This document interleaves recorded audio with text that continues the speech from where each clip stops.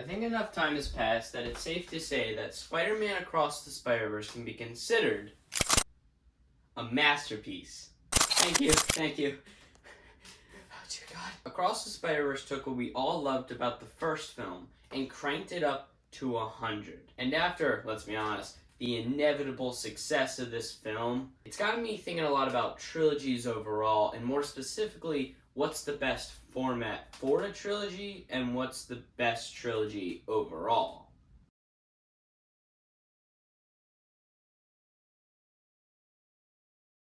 But the format that works best for trilogies is actually quite a simple process. You need to start with world building, characters, and villains, and they should stay consistent throughout the whole trilogy. Next, you need to move on to your second film, and it should take everything we loved about the first film and crank it up to 100.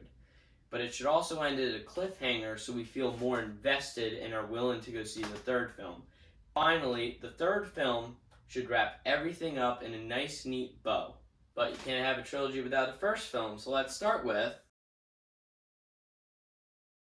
Before you start your trilogy, I feel like it's important that I say this. Plan out your fucking stories! You need to make sure your story is worth telling before you go and make a multiverse of movies. But anyways, when starting your first film, you need to establish your characters, their motivations, locations, bad guys, good guys, personalities, and everything else that we should know that's important to your story. You should also maybe establish the big bad in your first film or in little details throughout the first film. You shouldn't just explain everything in like an open monologue like Lord of the Rings.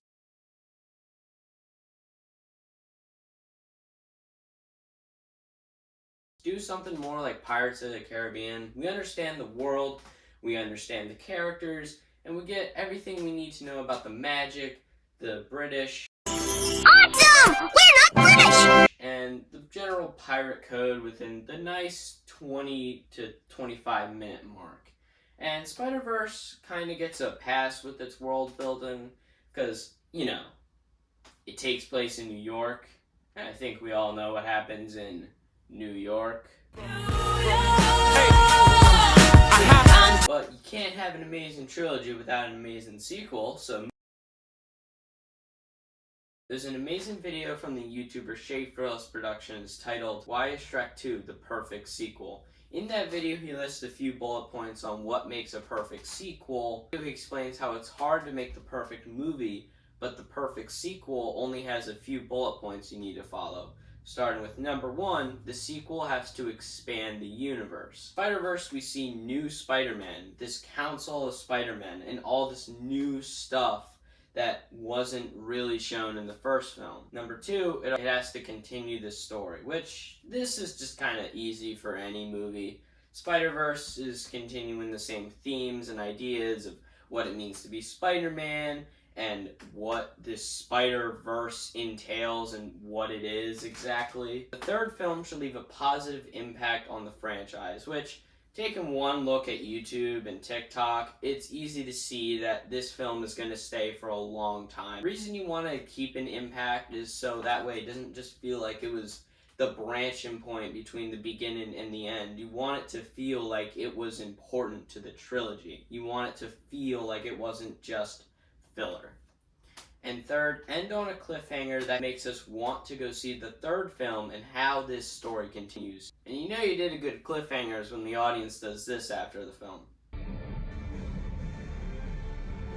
But anyway, let's wrap this trilogy up just like this video with...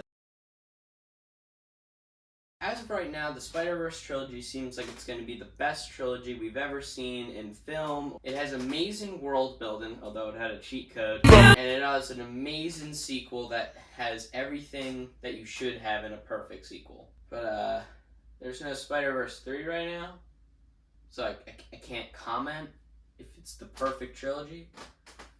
So...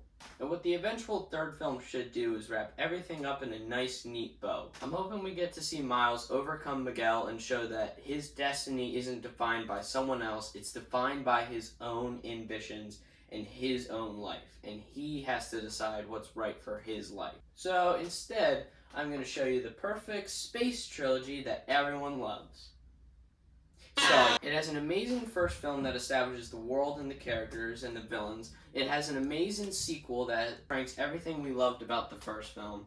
And it has a cliffhanger that makes us want to go see the third film. And the third film finishes everything off on a nice note. So, until Spider-Verse 3, Star Wars is probably the perfect trilogy. But anyway, the real perfect trilogy is Norm of the North. Wait, they made 4 Norm of the Norths? What the fuck? But anyway, please go check out the Schaefer Productions. I'm going to leave a link in the description for his video. And please go watch it. He's amazing. Also, thanks to my friend Chris for help writing this video. Subscribe if you want to see more videos like this, and I hope you guys enjoy it. But thanks for watching. Don't forget to subscribe and go watch Norm of the North.